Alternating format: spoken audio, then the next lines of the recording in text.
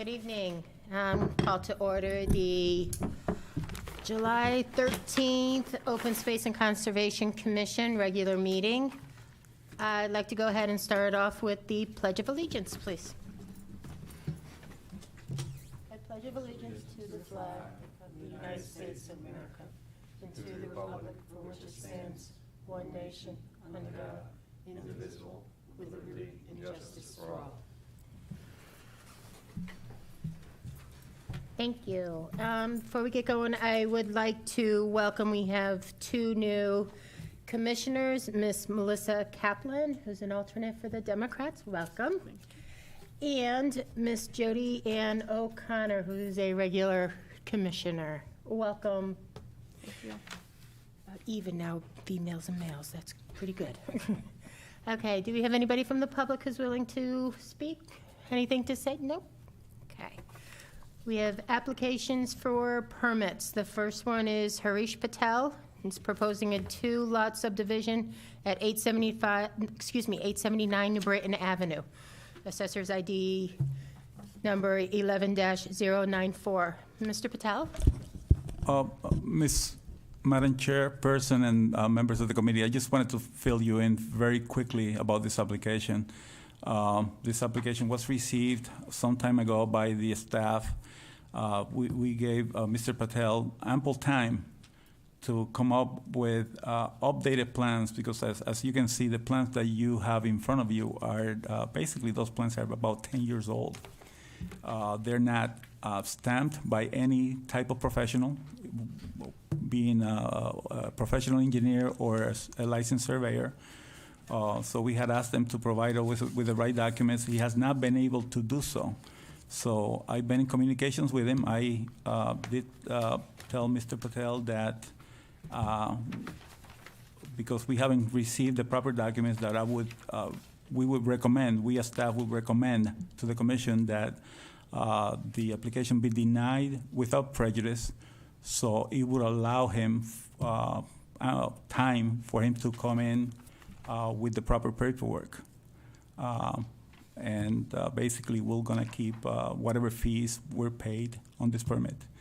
And, basically, he can start the process again within a year if he chooses to do so. Chairperson, Zach, I have to recuse myself since Yes, you I'm do. a soil scientist. I just want to let everybody know. Okay, yes.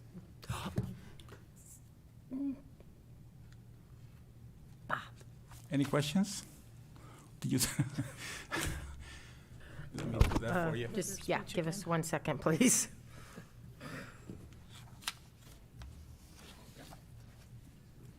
And I'll just make a motion to deny, correct? Without prejudice. Yeah. You okay? Okay, sorry about that. Okay, Madam Chairwoman, I'll make a motion to deny without prejudice the application from Harish Patel, the proposed two-lot subdivision at 879 New Britain Avenue, Assessor's ID number 11-094. Okay, Second. Second. Discussion? Okay, all in favor? Aye. Okay. And actually, I'm sorry, Melissa, you will be voting in place of. Oh, I will. Okay. Yeah, okay. Yes. Sorry about that. Okay, all right, so it has passed. We will go ahead and give, we have denied the application for right now pending the requirements by staff of new updated plans. And that is good for, you said, Bob, 1 year? They can file within a year. Okay. Have you denied with prejudice, they will have to wait at least a year to file again. Okay, okay, all righty. Okay, going on to the second application for permit. Town of Rocky Hill, care of John Mayer, Town Manager. Proposed culvert extension and energy dissipator located within the conservation easement area at 10 Belden Lane. From the town? Please step up to the microphone. Give your name, please. Good evening. My name's Jason Scott, and I represent the town of Rocky Hill on this issue. Can you Can we hear have me your okay? address also, please? I'm sorry? Can we have your address also, please? I actually live at 13 Sheffield Drive, East Hampton, Massachusetts. Thank you. Sure. Okay. Last winter, early spring, the town of Rocky Hill did a visual inspection of a 48-inch corrugated metal culvert crossing underneath Belden Lane near the intersection of Pratt Street, and identified some defects, leading us to believe that ultimately failure of this 48-inch pipe was imminent. In order to try to head off further degradation, we reached out to a local engineering firm and contractor who specializes in trenchless technologies for renovating and improving pipes without doing excavation, for the benefit of trying to retain the roadway without excessive excavation, as well as trying to protect the stream channel. So we asked this local firm, Zuvik Infrastructure Solutions, and the contractor Savvy and Sons, if they would do a drainage study of this existing pipe, which is about 100 feet long, 150 feet long actually, and conveys Belden Brook underneath Belden Lane, which then flows northwest towards the Connecticut River. So they performed a drainage structure and prepared some draft documents of what they believe the best repair solution would be for this pipe. So if it's okay, I'd like to introduce our consultant. This is Fraser Walsh. He's the Director of Engineering, and I'd like to pass the microphone to him. Thank you, sir. Commissioners, good evening. Thank you very much for the opportunity to be here tonight. Trying to do my best to take the place of Director Sopelek. Sorry that he's not able to be here tonight. Look forward to answering any questions that you may have as we go along. In front of you, I hope you can see some of the pictures that we've taken of the site assessment. We'll flip through these really quick and then get into some of the proposed design options that we considered, as well as the final design that's in front of you this evening. So right now you're looking at Belden Lane. The downstream section of the culvert that we're in front of you tonight to look at is shown in the current image in front of you. You can see there's a pretty good drop from Belden Lane down to the water course. The existing condition, well, let's just be honest, really isn't that good. It's a one-to-one slope from the street down to the water course. Obviously, there's some pretty significant erosion happening around the culvert end. We believe that concrete block that you see in the picture in front of you was placed there to stabilize the embankment and hold the culvert from moving, because there's been so much undermining happening there. Not a standard design condition by any stretch. So, as described, Savvy and Sons and Zuvik have been brought in to look at alternatives to repair with minimal intrusion the existing condition and leave the site in a better condition than obviously we're seeing right now. The downstream condition you're seeing there is a standard DOT plunge pool, and we'll get into that more in a little detail later. It's a lot of riprap. It's, again, in the existing condition. It helps slow the water down as it moves through the culvert. Forgive me for repeating things you may already know. But again, you'll see this in some of our upcoming exhibits. So the plans in front of you attempt to describe the existing condition, the demolition that's to occur there, as well as the proposed condition. As discussed, this is a 48-inch corrugated metal pipe that allows Belden Brook to flow underneath Belden Lane. Our intent is to line that culvert, thereby avoiding tearing up the road, which has a cost associated with it, as well as impacting the existing embankments that come off of that road down to the culvert ends. We will see some improvements on the downstream side.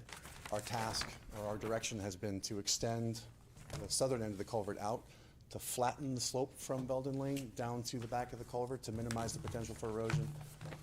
From a maintenance perspective, that just makes life a lot easier for the town.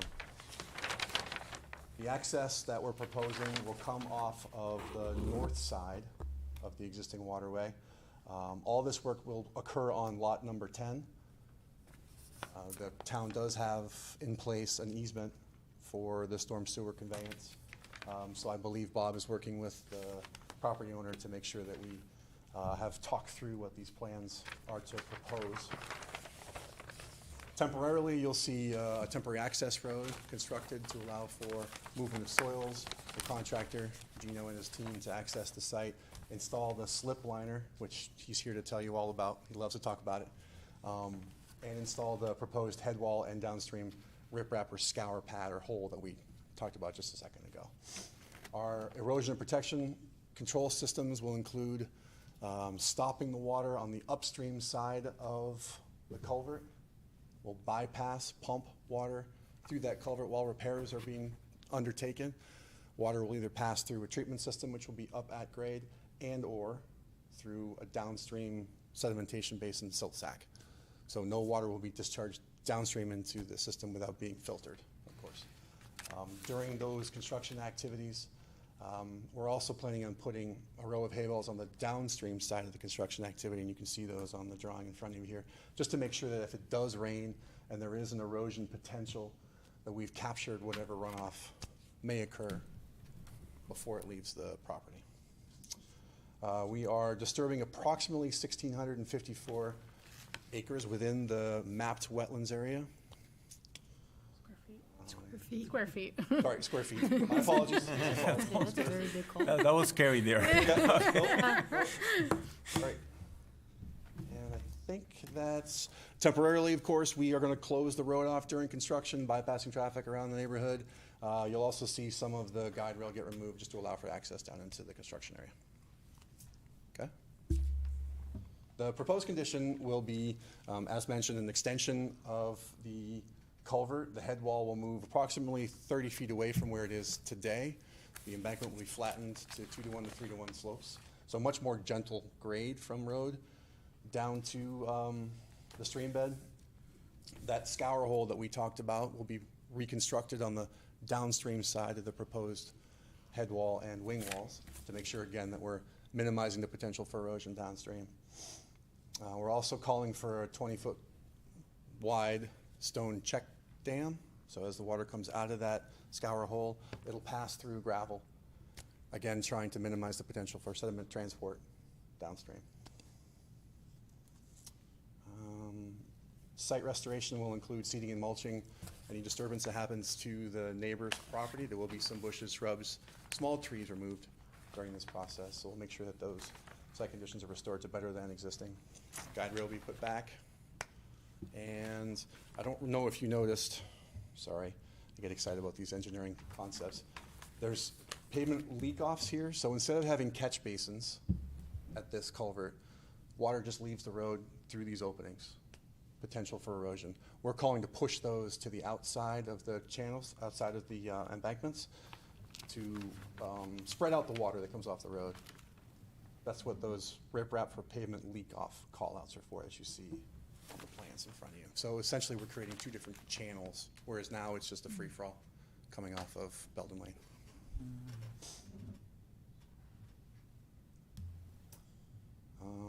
These plans show what the head wall is going to look like, some other construction details. And with that, Neil, you want to say anything? I'd be happy to answer any questions. My name is Gino Podowski. I'm with Sabian Sons.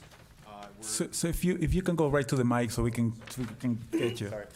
Yes, so Gino Podowski with Sabian Sons, and again, to Fraser's point, we would be performing the slip lining and the construction of the head wall as well. So if anybody has any questions in general for the slip lining, I'd be happy to answer anything you have. Okay, let's go ahead and open it up for questions. Commissioner Brown? Before I get into the real questions, how did the big concrete block that's stopping erosion get there? So that is a fantastic question. I would love to know that as well. Because it's this, Crane dropped it. you would need a big piece of equipment. I'm thinking that's, Yep, there is a little bit of a hook on top of it. You can't really see in that image right there, but somebody placed that intentionally. So again, I think it was intended to have water come down through the leak off. You can sort of see it there at the top of the image, run down the embankment and cascade shoot as if it was a water feature over the top of the head wall down into the channel. right? And to Fraser's point, I think it was put there to disperse it, because if you, as you get into that head wall, you can see that there was erosion obviously before that concrete block was set in, and the concrete block was set in to then disperse that water around the current erosion, or the existing erosion. That was actually placed there by our Public Works Department years and years ago.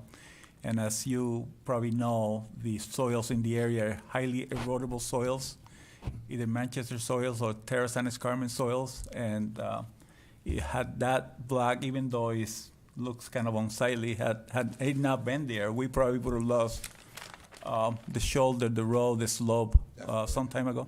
Yeah, definitely. Yeah, all right. All right, so other than the erosion, is there anything wrong with the pipe under the street? Yes, so there is considerable corrosion of the pipe. There are void spaces at the Okay. bottom of the pipe where road salts and other minerals have chewed away at the metal pipe itself. But the pipe isn't structural to the road, because, correct me if I'm wrong, but your lining isn't adding strength, it's just preventing more corrosion. It does add some strength, but yes, it absolutely that is its main function, is to prevent Right, so, corrosion. so everything is good with the construction of the road itself? Yes, as far as I can see. As far as we know now, yeah, and Okay. Gino's been tasked as part of these plans to make sure that he's using flowable fill in the areas where he finds voids within that pipe. Okay. So he'll be forcing grout, if you will, Correct. in these Okay. voids within the culvert itself. Yep. All right, my next question has to do with the road itself. Is it level, or is the bridge higher than the surrounding roads? Because you said you're planning on blocking off the curb access where it's flowing down into the water. Is that, if you block that, I'm just wondering, is it going to become a giant puddle? Happy to clarify that, and if I said that, I apologize. Instead of blocking it off, we're actually widening out those openings so that as water comes down into, call it the saddle, Okay, Belden Lane, the saddle, the low point of the Belden Lane is right over the top of that culvert. So by pulling that curb back, you're actually allowing water to get off of Belden Lane a lot earlier. okay, so they're not moving as much as widening. Widening, correct. So the leak-off points will be further up the hill. Right, Yeah, but they're not, yeah, you're just removing curb and, correct. okay. Okay, that's it for me, thanks. Commissioner Stevens? It said in I think the engineer's note there, it said that the wetlands were delineated quite some time ago. Do you know who delineated them and when they were delineated? Let's see. The most recent, if we can jump to the last page of the PDF. Do you have a soil report from the soil scientist that discusses We the use well? existing Can- information provided yeah. by the town. Can I, That's- can I answer that? Can Go I ahead, Bob. jump in? So the latest wetlands that we could find were the ones that were relative to the subdivision once the subdivision was done quite a while ago. So Mark Barros, soil scientist with the state of Connecticut, delineated those wetlands that were shown on that plan. So we basically used the wetlands that Mark did, and those were the ones that made it to the plans. Before, we were kind of using the town's wetlands map, which was somewhat inaccurate. So the ones that Mark had done, even though they were done quite a while ago, were substantially, I believe they were substantially correct. But no idea approximately how old, like more than 10 there's- years? He's almost there. He's on There's- page 24 of 84. When we Is- hit is- 84, it'll be there. Probably 20-some years ago. 20 years ago? Yeah. Yeah, I mean, it'd be my recommendation to have it redelineated, because that's a really long time ago. And also, on the delineation I'm looking at, it doesn't show, I have two different maps here, one from the Rocky Hill GIS and one from the MDC GIS. And it shows a water course coming, it'd be southeast of Belden Brook. And it looks like it flows into Belden Brook maybe 40 to 45 feet. away from Belden Lane, which is, I believe, right in your project area. So I would imagine that that's gotta at least be off, and I would think you'd wanna have it, updated, the soils. Also, if you're, depending on what permits you're getting, you may need to have a federal delineation. Likely, Mark just did the Connecticut wetland delineation. So you probably would need the federal delineation and then an ordinary high water, which different regulatory agencies utilize that when they're giving you the permits.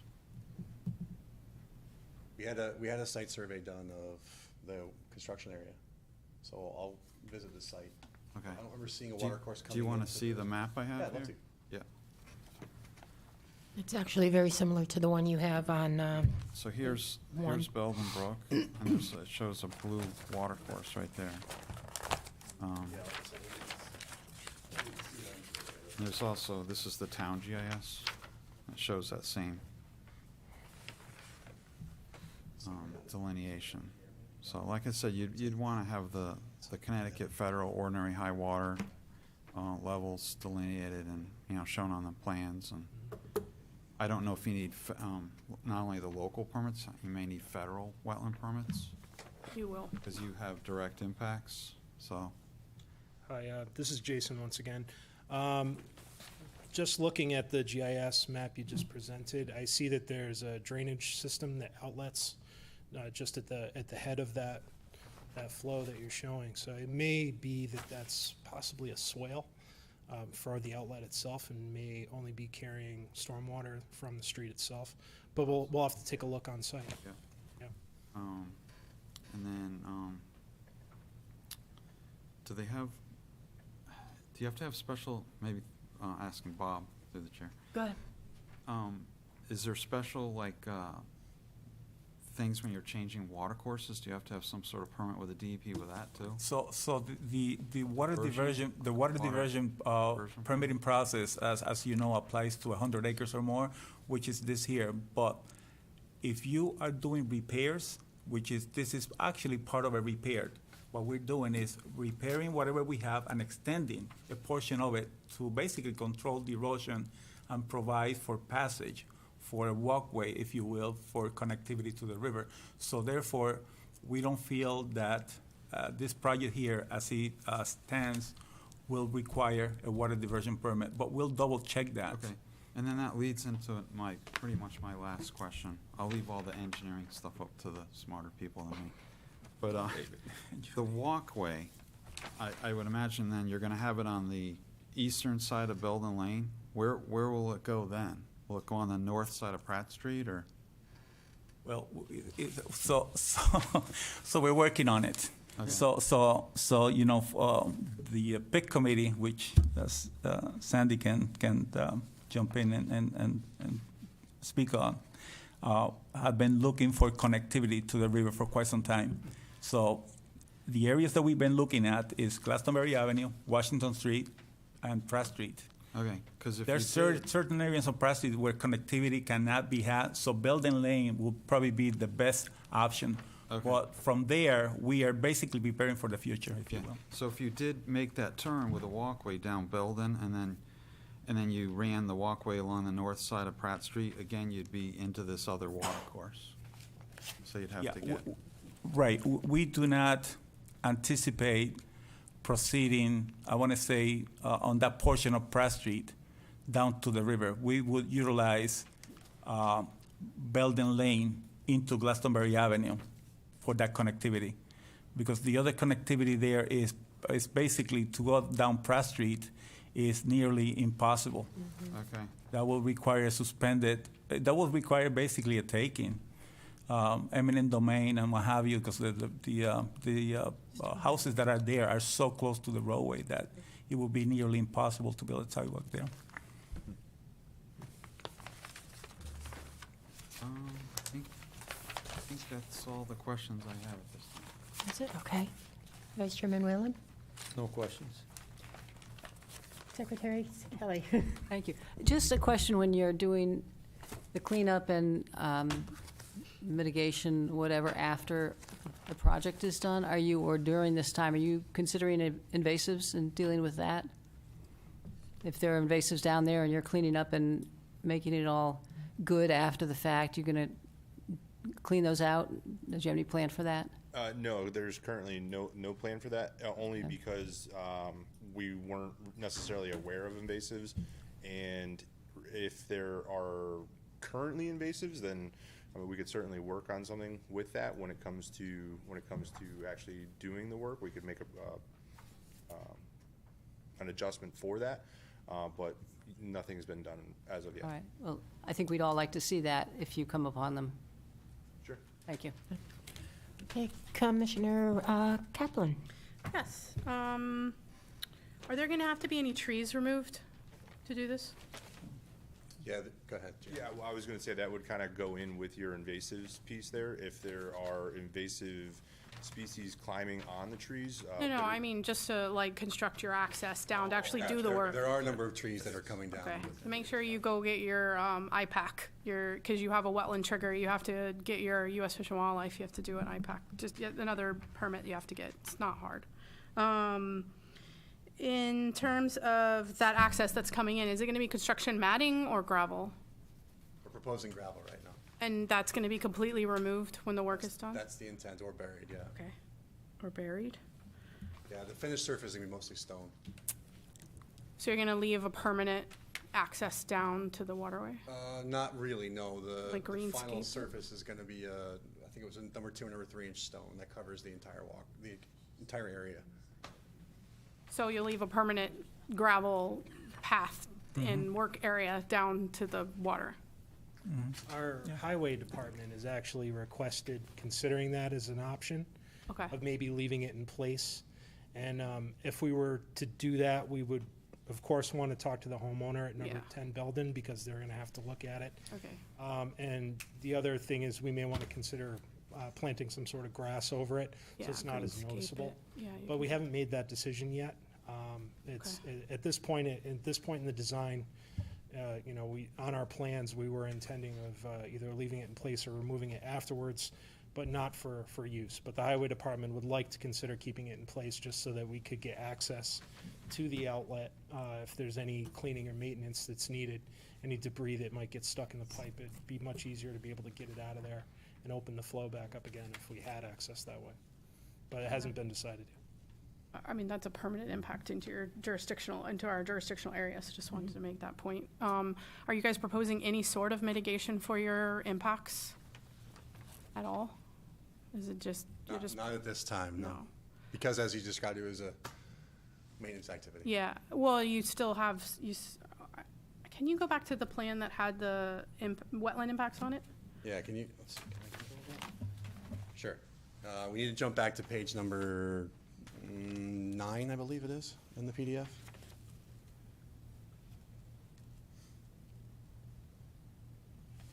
Oh, I guess it's in front of me, I can look too. Page numbers are all wacky in this thing anyways. There we go, almost. Right there, right there. Thank you. Yeah. Actually, the next one doesn't have any impacts on it. One before it? That one.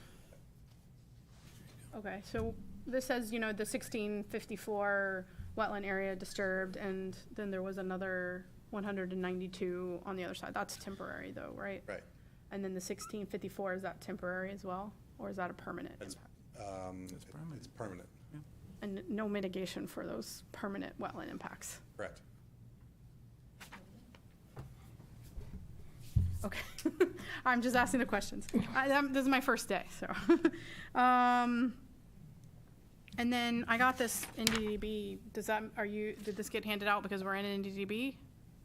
It looks like We checked it. The natural diversity database that you have in front of you is the December 1 of 2021. So it's, you know, about 6 months old. I think that's that shows the proposed activity outside of the natural diversity database, Okay, for the record. just saying that's not easy to get, so, if you were in it, so that's good. That's why I printed it, Yeah, and I thank was glad that is out of it. We don't want to complicate it any more than it already is. I mean, I know this is a town project and we want to work together, but my recommendation to ensure the wetlands are protected 1,600 square feet is a lot, is to propose some sort of something, some sort of plantings or something.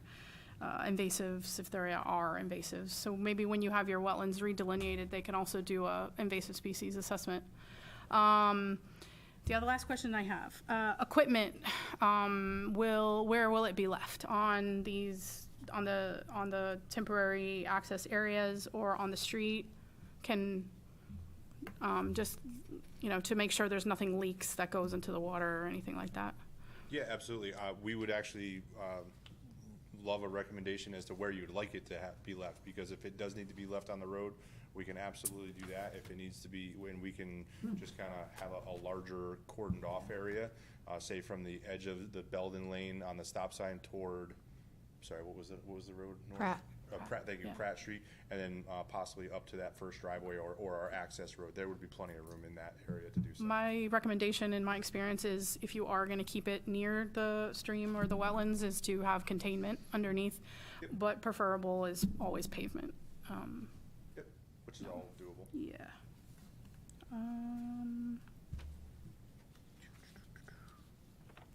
I think that's all my questions. Okay. Commissioner O'Connor? Yes, quick question. Could you please revisit the plan for the bit curb removal and the flow, the runoff from the roadway? Because as I'm seeing here on the demo plan, there's a good portion of it called to be removed. But then, the areas that are reinforced with the, what is it? The areas that are reinforced, riprap or pavement leak off are, on the outskirts, like you mentioned. So I'm wondering what portion of the bit curb gets put back or? Definitely, Commissioner. You're not seeing on this drawing, as you should be, you're not seeing the cut end of the curb where we're proposing to cut it off, and the existing condition, which is what's shown on this drawing, removed. So yeah, we'll fix that. Thank you. That's it. Commissioner Switzer? All right, I'm going to ask, can you go over how you're lining? Is that going to conform to the pipe, so you'll still have the corrugations on the inside? It won't be smooth lined? Yep, I'm sorry, it'll certainly reduce the corrugation lines, but essentially, yes, it will conform to them. Okay. The, what size riprap is that in your scour hole?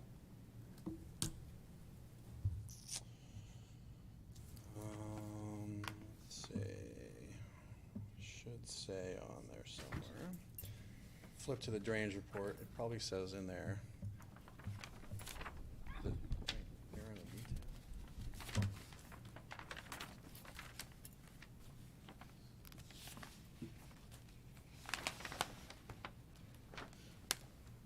I don't remember if it's special or.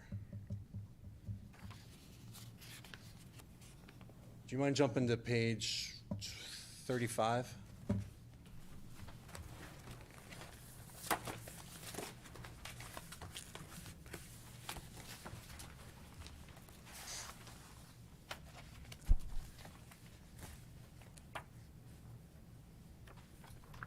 Yeah, keep going. Try 45. 55. There we go. There we go. Almost there.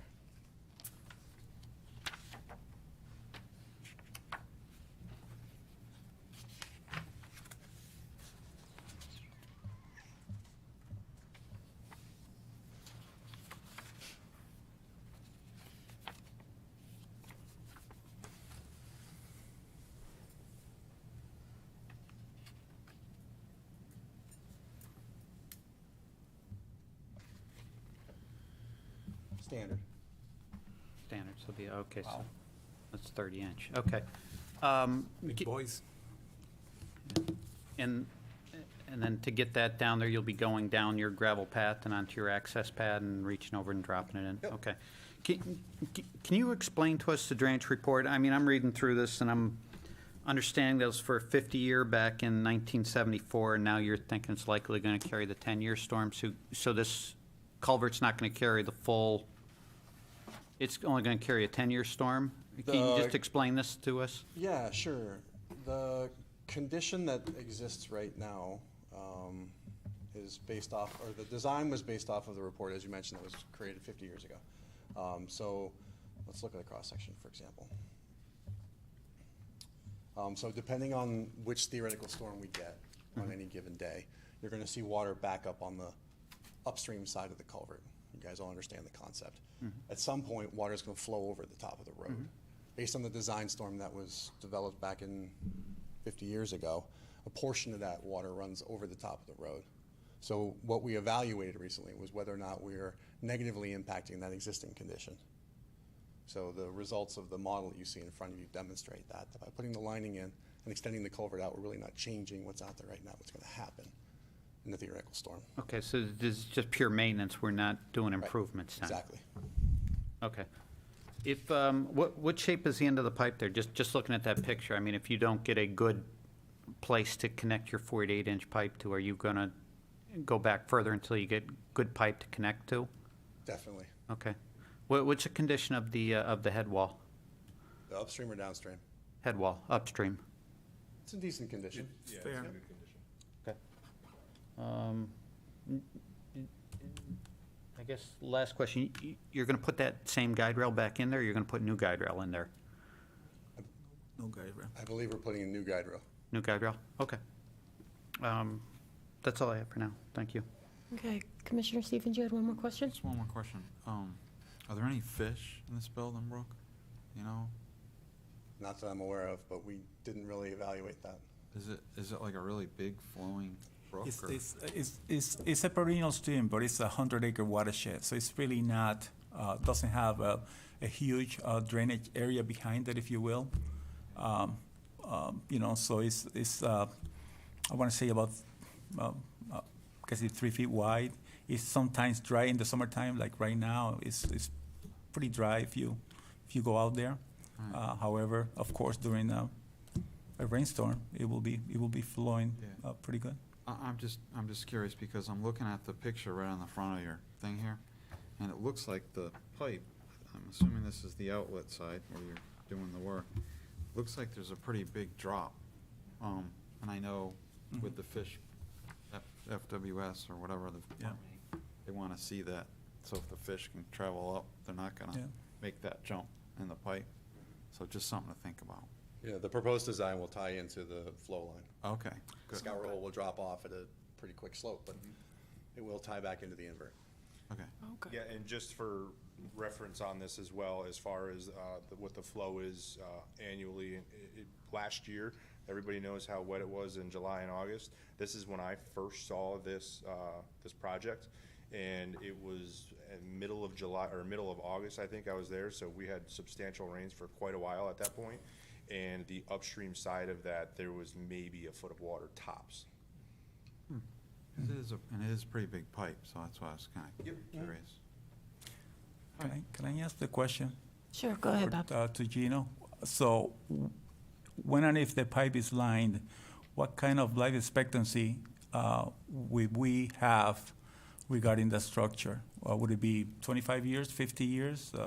Yep, so great question. So the life expectancy on most of our CIPP, which is cured in place pipeliner, is a 50-year life, because it is essentially the same as manufacturing a brand new pipe within the old pipe, using the same standards as if I was in a factory floor building a CMU or PVC pipe.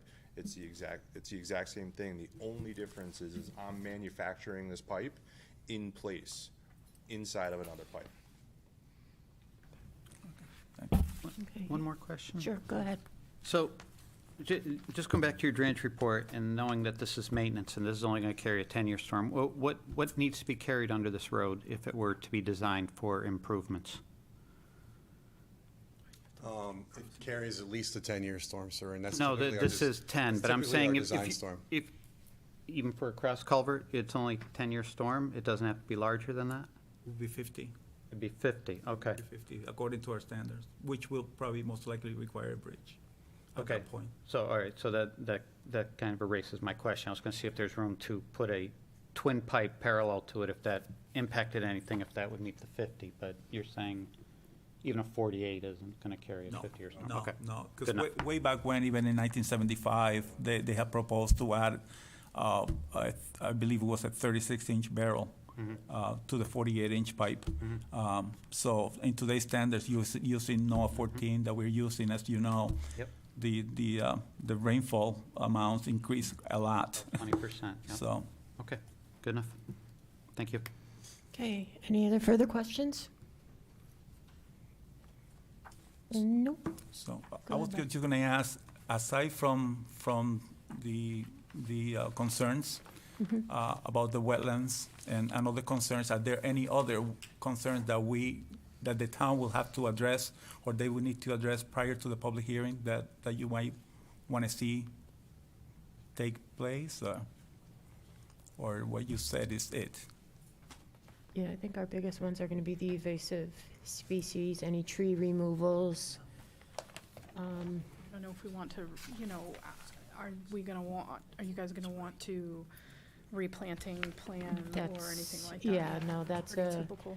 yeah, that's a good we idea can too, of prepare having a planting plan. replanting plan. Okay. Access to the, Okay, which would come down Pratt and Belding and down Washington. So maybe inventory of the DBH and number of trees that need to be removed, just to have an idea. I don't know if that's asking too much, but might be a good idea to understand, like, if it's one tree or 10 trees, or big trees or little trees. Might be good to understand that. sure. Okay, Look on the side. okay. Anything Yeah, else? The only other Yeah. comment I have is usually with, it was kind of mentioned before with direct, the temporary impacts, is, like you say, it's temporary. But direct impact, usually you want to see like a 2-to-1 or 3-to-1, some kind of mitigation. Yeah. So planting plans, invasive species removal plan, something, some sort of mitigation to offset the direct impacts. We can look into that as far as the town is concerned, because it's going to fall on the town to do so. But I can tell you that on this property here, because as you know, and we provided also a document that is a conservation easement document. So the conservation easement document, if I think it's on page 3, it gives the town the right to maintain and repair the structures. However, it doesn't give the town the right to go beyond that. So we as the town have to actually go back to the council, which will be done within the next 2 weeks, to ask the council for permission, because the council is the one that signed off on that conservation easement document, to disturb more so than the approval. Having said that, if there was to have mitigation, I'm not sure if the mitigation can take place within the area that you're looking at. It might be another area in town that we might have to be looking at in order to provide that. I'm just giving you the heads up on that. I mean, I understand your concerns, but, it's something that we need to think long and hard in order to find an area that will be suitable for mitigation. Perhaps Elm Ridge Park or other areas in town that could do so. I mean, it says right on here, the removal, cutting, destruction of trees is prohibited. So, That's why it has to go back to the council, yeah. because of that. Yeah, maybe something within the same watershed or something might be acceptable. Well, we will be looking at that to see whether or not that can be accomplished within the same watershed. Sometimes we deviate to other watersheds if it's impossible to get it within the same watershed. So a message from Steve Sopolak is that if we need to do this, otherwise we have to close the road at some point. So, we try to, we all gonna try to, of course, work with the commission, give the commission what they want, but hopefully we are looking forward to perhaps come to a happy medium, please the commission, and also obtain a permit so we don't have to shut down the roadway. Building a bridge right now is, I don't wanna say it's impossible because it's doable, but it's gonna cost us, big money. lining the pipe is a great option. Sevi and Sons have done a tremendous job in the town of Rocky Hill. They have lined quite a few pipes for us, and we are pretty pleased with their pipelining. They have done a tremendous job. They have proven to be worthy of doing a project like this. So we kind of look forward to having them line a bigger pipe, if you will. Thank you. Excuse me, thank you, Bob. Okay, do we have any other discussion? Okay, can I get a motion, please? So through the chairman to staff, so Bob, at our next meeting, we can set a public hearing? Could you set a motion to a public hearing right now? That would be very helpful. Correct. And then, at the same time, we can set a motion to table the permit to the next meeting as well, If you feel that you can do that. if everybody is, But you can set you can make a motion to set the public hearing, so you don't have to. Okay, table so, it. Madam Chairman, I make a motion to set a public hearing on the Town of Rocky Hill proposed culvert extension and energy dissipator located within the Conservation Easement Area at 10 Belden Lane for our next Open Space Wetlands Commission hearing. August 10th. August. Okay. What's the date? 10. 10. August 10? I'll second. Okay, any discussion? Vote for, any, You second that, right? all in favor? I'm losing my mind. Aye. Okay, against? No? Okay, so we're gonna go ahead and move this to a public hearing on our August 10th meeting, okay? Thank We you. wanna make a motion to table the permit? Well, that was the second part of my question, Bob. At the You same- don't have to table the permit. You're setting a public hearing. Okay. Okay, You know, so. okay, So we just reopen it when we Yes. carry on? okay, thank you. Okay, thank you, guys. Thank you. Okay. Okay. Can I get a motion to approve the minutes and actions taken from the April 13th, 2022 meeting? I Make a move that motion. We accept the minutes from the presentation and approve the meeting minutes from April 13th, 2022. Second? I'll second. Is it- Discussion? Okay, hearing none, all in favor? Aye. Opposed? Okay, those are passed. Okay, discussion, plan of conservation and development. We have had no meeting since, for a couple of months, so I have nothing to report. Okay. Status report, Bob. So just very quickly here, Lyman, which is the hotel restaurant by Exit 24, they're proceeding with the DOT permitting process. As you know, everything has been approved by this committee. They're also looking at working rather with the MDC on their agreements. Hopefully that should be done sooner than later. They're kind of eager to start sometime. Ames, as you can see, there's equipment there. So there's abatement taking place and being done. I'm not sure what the timetable is on that, but hopefully it will be completed sooner than later. Straskas Farm, which is, Sandy probably can speak to this better than I can, but there was a glitch as to the bidding process that took place for the demolition of the house and structures. So we are actually looking at the second bidder. So there's a new low bidder, if you will. So that has to be reapproved by the council at the July 18th meeting. The thought is for them to start working on it on August 1st.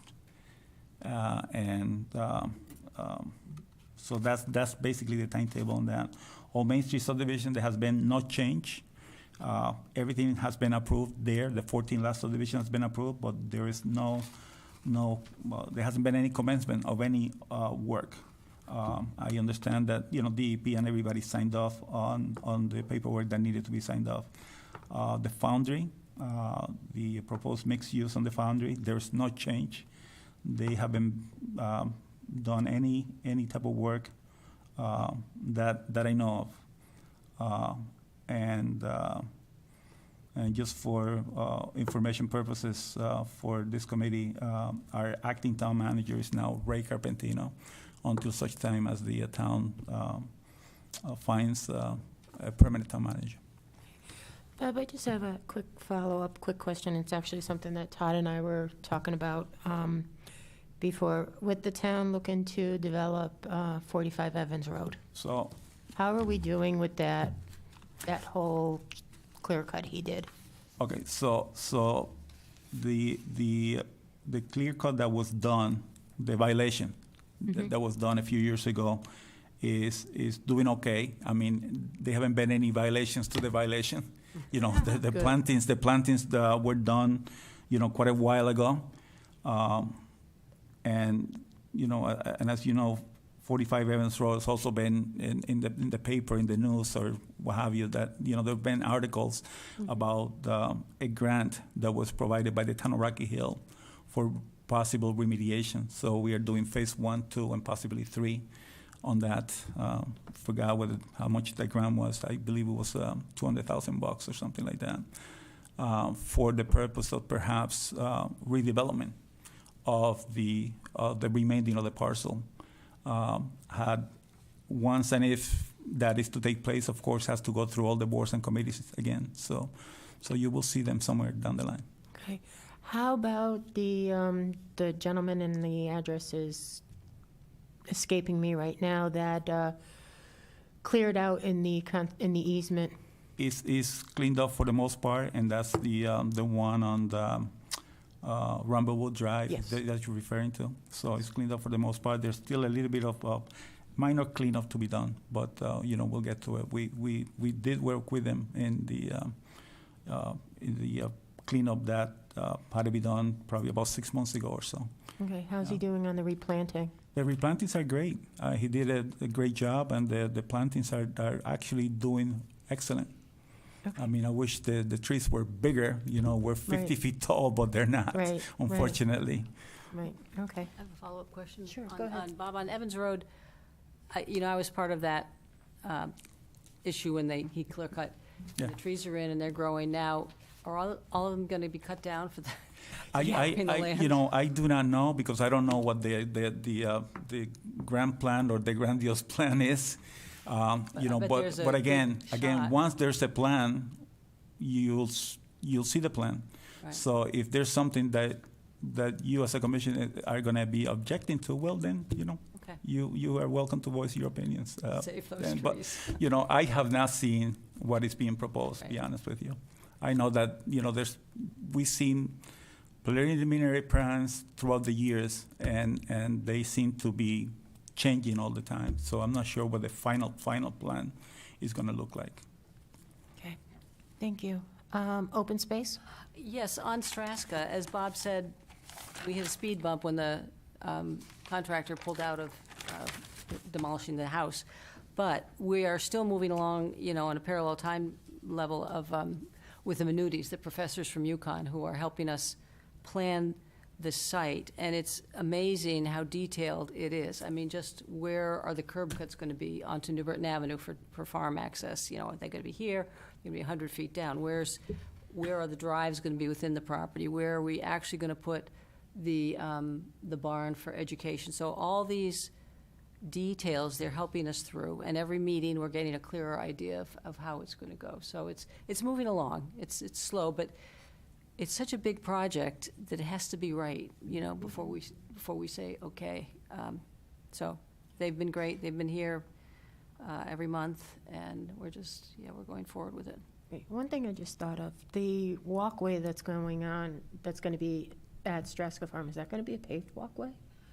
Actually, this is something I brought up to them at the last meeting, looking for as much pervious surface as we could, as opposed to, Right. you know, asphalt impervious. Of course, it's a town decision.